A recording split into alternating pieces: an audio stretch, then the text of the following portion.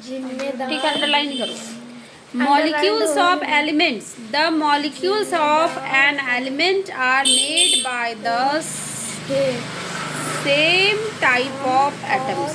मतलब अगर एलिमेंट की बात की जाए तो एलिमेंट तब ना बना जब ढेर सारा एटम जुड़ा तब मॉलिक्यूल बनाया, और बहुत सारा मॉलिक्यूल जुड़ा तब एलिमेंट बनाया। तो वही कह रहा है, ये नहीं कि इसका जो एलिमेंट का जो मॉलिक्यूल्स होगा वो अलग अलग एटम का होगा, समझ रहे, सेम काइंड ऑफ एटम, एक ही जैसा होना चाहिए। हाँ, molecules of many element argon helium are made of only one atom of the element, ठीक है। But this is not the same with most of non metals.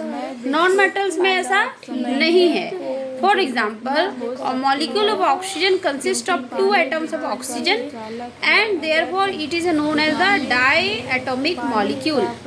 मान लिया जाए कि ऑक्सीजन जो गैस है या एलिमेंट है हमारा, वह 2 एटम से बना, मान लो, उसको क्या नाम से जानेंगे हम लोग, किस नाम से जानेंगे, डायएटॉमिक। क्यों? क्योंकि ऑक्सीजन का 2 मॉलिक्यूल है उसमें, clear.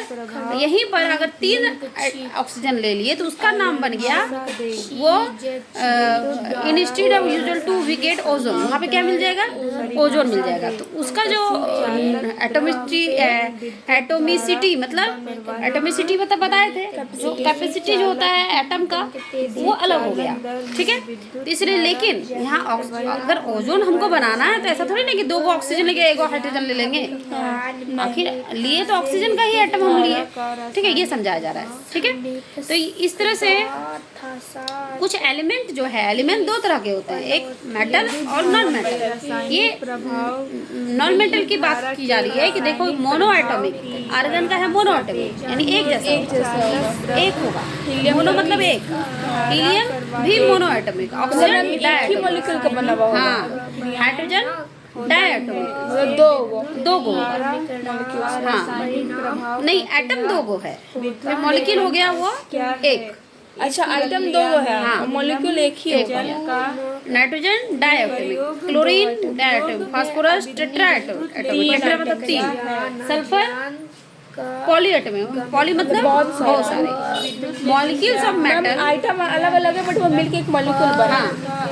Molecules of metal and some other elements that is carbon do not have simple structure but consist of very large indefinite number of atom bonded together। कोई जरूरी नहीं है कि एटम का जो स्ट्रक्चर होगा बहुत डिफिनिट होगा, इंडिफिनिट भी हो सकता है। इंडिफिनिट बोलने का मतलब कि अनबैलेंस, तो कोई इधर एटम है उधर एटम है, डिफाइंड नहीं है, बहुत कॉम्प्लेक्स स्ट्रक्चर होता है कार्बन का। तो कार्बन हमारा क्या है, मेटल नहीं है, नॉन मेटल है, ठीक है। इस तरह से समझेंगे, ठीक है।